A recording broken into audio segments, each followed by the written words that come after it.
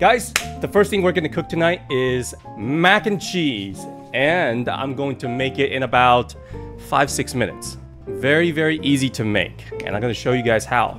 All right, first of all, you're gonna need some elbows. This is what I like in mac and cheese.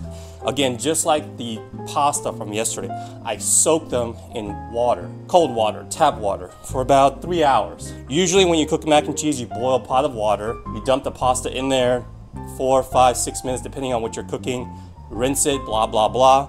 This is a much easier process. And also, if I cook it like this, it actually keeps the pasta from being overcooked. So give this method a try. I promise you guys it'll work. Sharp cheddar cheese. Sharp cheddar cheese. This is Walmart brand. It's not the best, but it'll do. You need butter, and you'll need milk. You'll need a cheese grater or one of these. That's it.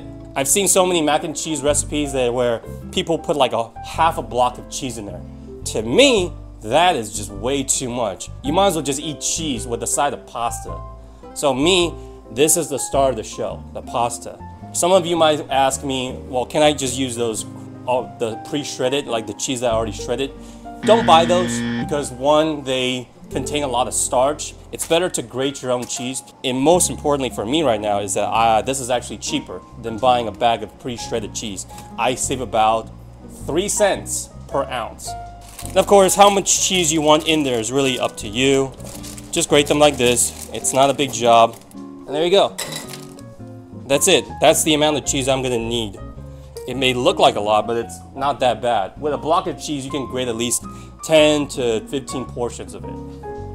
Really, you're just making this for yourself. So if you think like, oh, am I gonna eat this much cheese?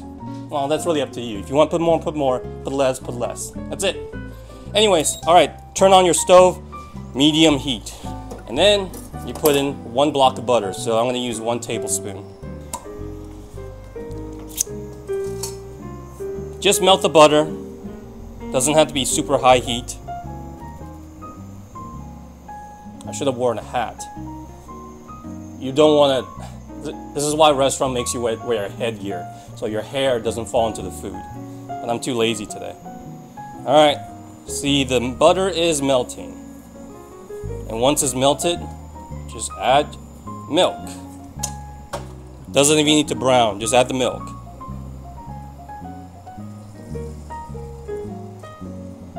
Not too much, about a 1/4 cup if you ask me. You can always add more milk. You wait for it to come to a simmer. Basically, a simmer is a parboil. If you start seeing steam and small little bubbles right there, that means it's ready. This is where you add your elbows.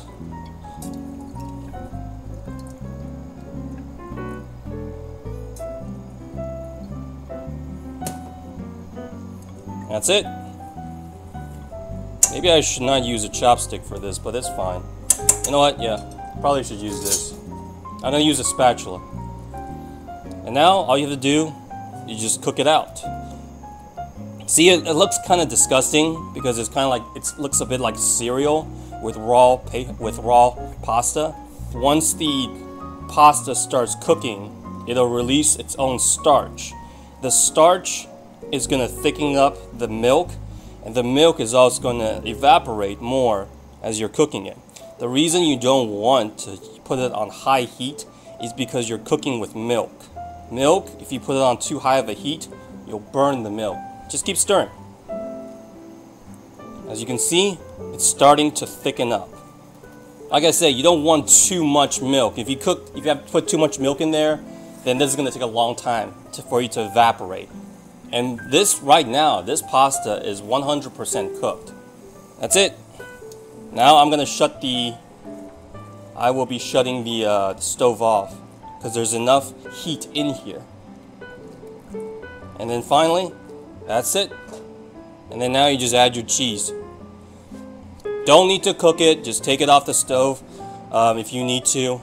Just let the remaining heat from the pasta in the pan to melt the cheese.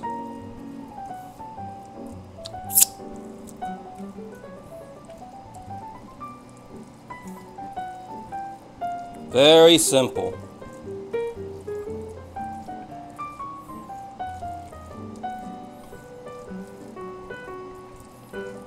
Just keep mixing until all the cheeses are melted. Simple as that.